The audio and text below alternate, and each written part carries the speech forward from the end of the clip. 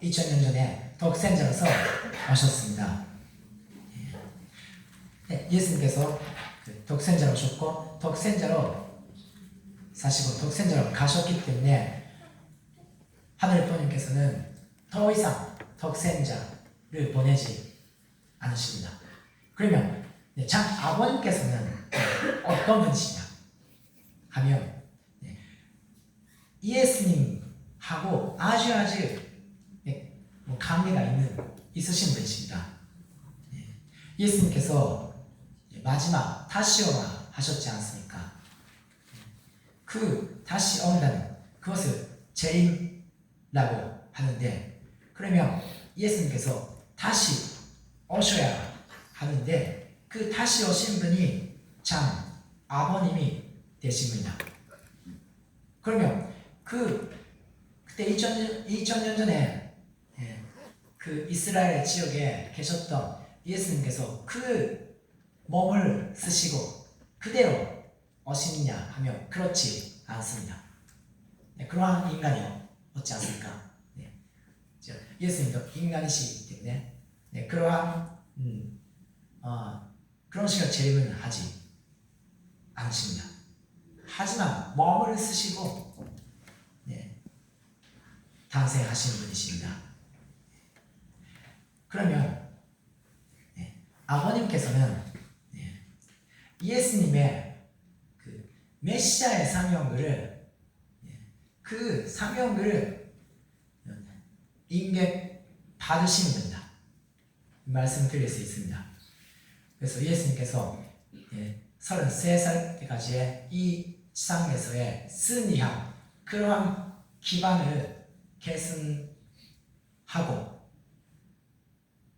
한편에는 그 독생자로서의 사명을 다 하지 못했던 그 부분을 하기 위해서 참 아버님께서는 재림 메시아로서 그 사명을 다 하셔야 했었고 다 하셨습니다.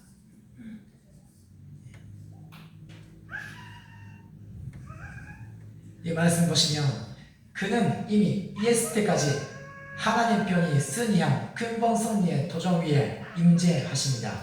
즉 예수님이 찬성하실 때까지의 승리적인 기반 위에 바로 서시어서 그가 못다 하신 신부를 찾아 참 부모가 되시어 만민을 구원해 주시는 것입니다. 그러면 그러한 재림 메시아가 어디로 언제 어떻게 오실까요?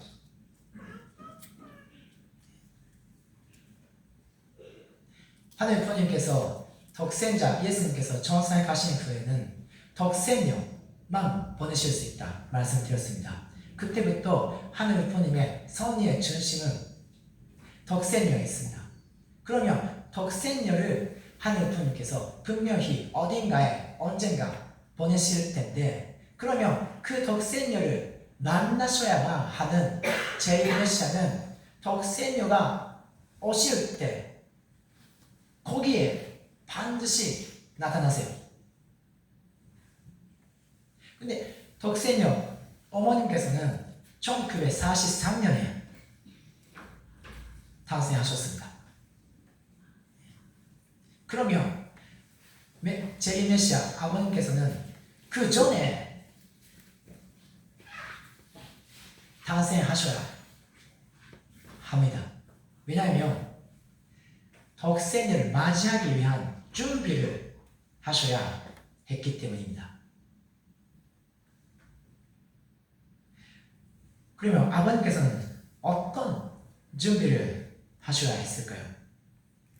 예수님께서 사명을 받고 나서 독생녀를 위해서 어떠한 기반을 준비하셔야 해요.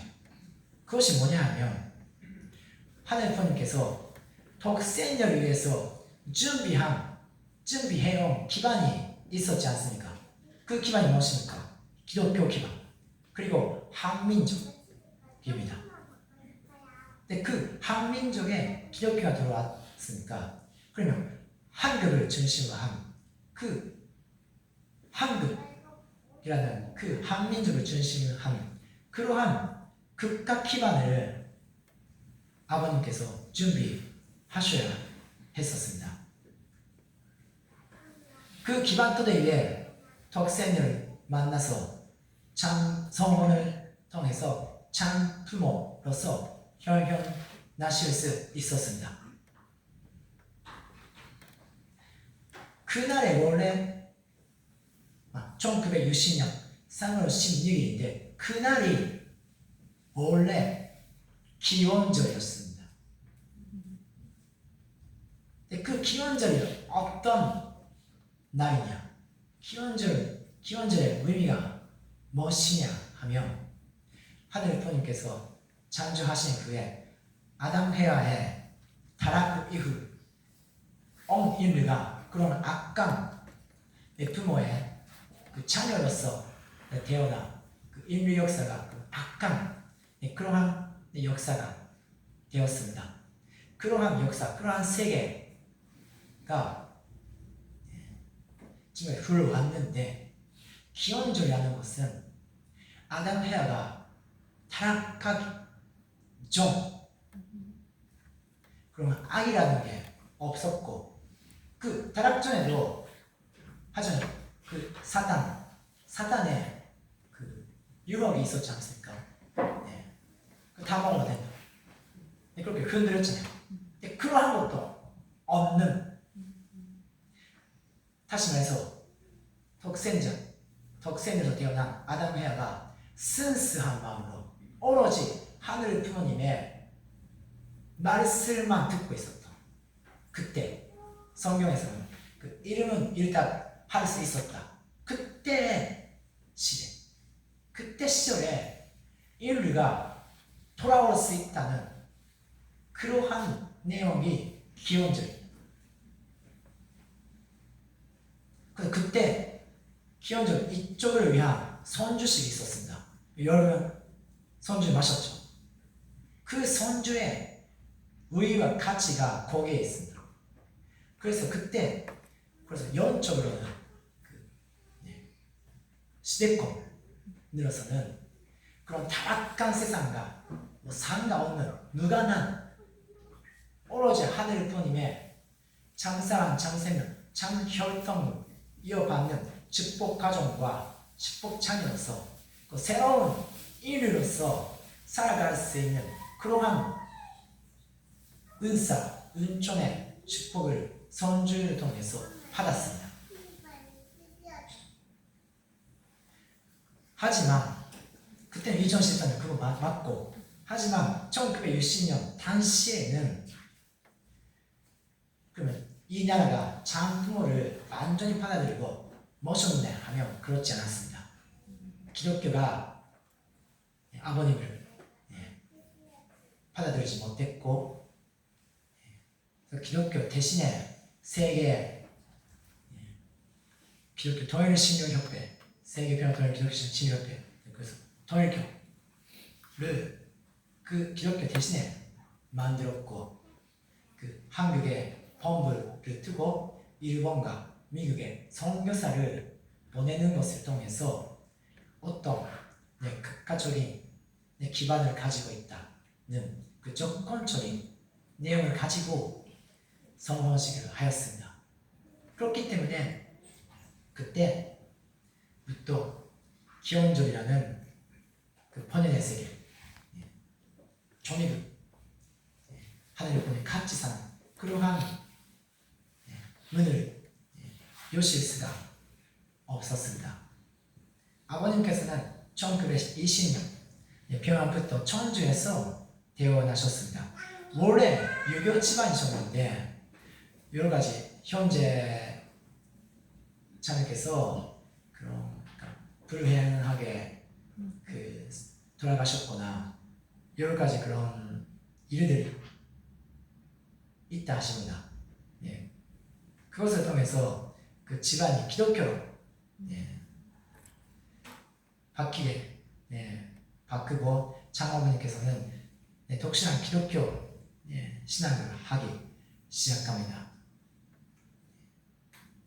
그리고 1935년 4월 17일 부활절 새벽에 그 묘두산에서 15세 되신 아버님께서 그 예수님을 영적으로 만나게 되십니다. 그때 예수님께서 그 메시아의 사명을 예수님께서 못하셨던 그 사명을 해달라 그런 식으로 부탁하셨는데 아버님께서 3번 거절하셨다 합니다. 하지만 그 후에 그때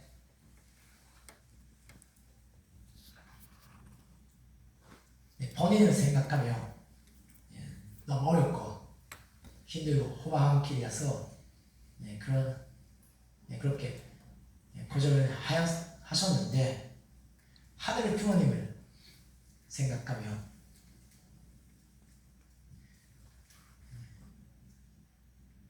아버님께서 결단하실 수밖에 없었습니다. 아버님 또한 역시 하늘의 부모님을 우선적으로 생각하셨습니다. 어머님과 같으시고 예수님과 같으십니다.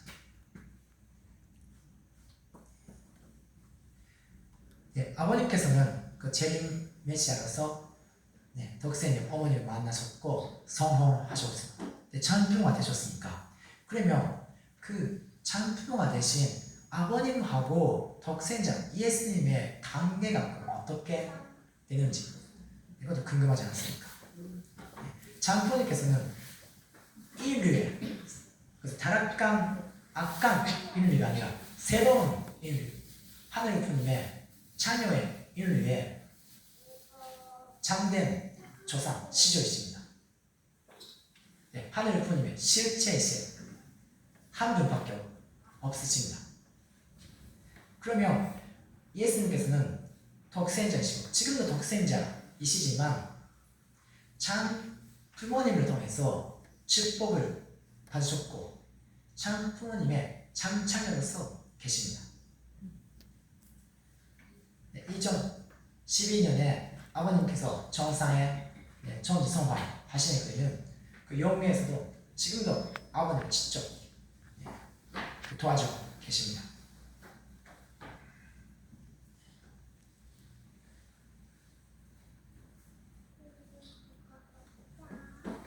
지금 말씀드렸습니다.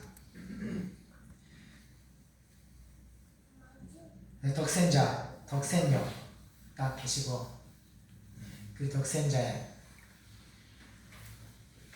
삼위를 인수받으신 아버님 계시는데요. 어머님을 아버님께서 만나시고 성혼을 통해서 장부모가 되셨습니다. 예수님께서 천상에 가신 후에는 하늘 부모님의 성리의 중심은 오로지 독생녀에 있었습니다. 그래서 장부모로 혈혈나실 때도 그 후에 장부모님께서 성리를 이끌어 가실 때도 지금도 그 중심층은 독생녀 어머님에 있으십니다. 그래서 어머님께서 이런 말씀을 하십니다. 지금 시대는 나와 하나 되어야 합니다. 나와 하나 돼서 하늘 부모님을 세상에 모시고 사는 때입니다. 어머님과 하나 되는 것은 어머님과 하나 되어 계시는 아버님과 하나 되는 것. 그래서 장부모가 받아내는 것입니다. 그 장부모와 하늘 부모님께서 하나 되어 계시기 때문에 어머님과 하나 되면 하늘 부모님과 하나 되실 수 있습니다. 그래서 어머님께서는 실제 몸을 쓰시는 하늘 부모님이십니다. 하늘 부모님이라는 것은 그분은 하늘 부모님과 장 부모가 하나 된 전진 장 부모를 말합니다. 최근에 어머님께서는 홀리마다 하늘 말씀하고 계십니다. 이제 입근식 4월 13일에 42일 남겨 입근식 앞두고 있는데요. 그러한 전일국은 호리마다 하늘 부모님을 실제로 모시는 광경을 만든 것입니다. 우리를 한 가족을 만들기 위한 중심에는 호리마다 한과 하나 되어야 합니다. 지금 시대는 나와 하나 되어야 합니다. 나와 하나 돼서 하늘 부모님을 지상에 모시고 사는 때입니다.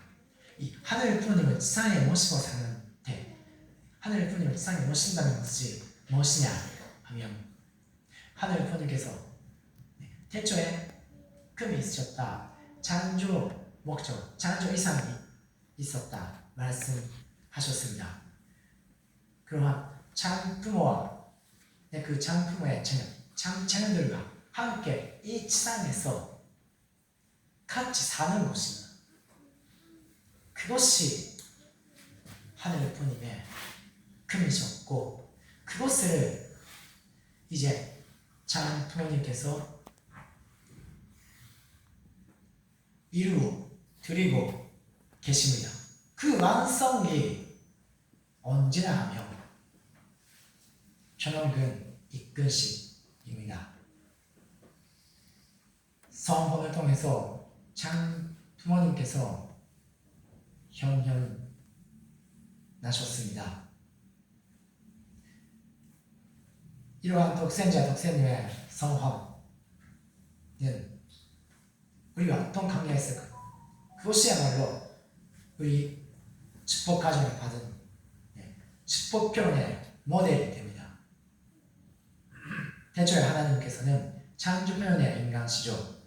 오로지 이른여 아담 헤아를 창조하셨습니다. 아담과 헤아는 서로 유일한 배우자이셨는데 성장 기간 중에서 스스로 타락하였습니다. 그래서 하늘 부모님께서는 새로운 창조 표현의 인간 시절을 보내셔야 했었고, 그분이 독생자, 독생녀이십니다. 독생자, 독생녀는 역시 서로 유일한 배우자이십니다. 독생자, 독생녀의 이른여의 성혼은 그 창조 표현의 결혼이시고, 영원한 우리 축복의 원형, 모델이 됩니다. 그 장부모는 하늘 부모님의 실제이시기 때문에 장부모님께서는 그 눈에 보이는 하늘 부모님으로 계시고, 하늘 부모님과 완전히 하나 돼 계십니다. 그러면 그분이 우리의 모델이라면 우리도 역시 이 축복을 통해서 그 장사랑을 중심으로 해서 부부가 하나 되고, 장부부, 장부모가 되고 하늘 부모님과 하나 될 수 있습니다.